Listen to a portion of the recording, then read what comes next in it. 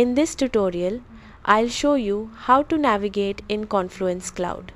By the end of this tutorial, you'll know how to move around spaces, pages, and your dashboard so you can quickly find the information you need. After signing in to Confluence Cloud, you'll land on the home dashboard. Here you'll find your recent pages, start spaces, and updates from your team. Use the left sidebar to quickly access your favorite spaces and recently viewed content. To open a specific workspace, click Spaces from the navigation menu and select the space you want to browse. Inside a space, use the page tree in the left sidebar to navigate between parent and child pages. Expand or collapse sections to quickly locate the content you're looking for.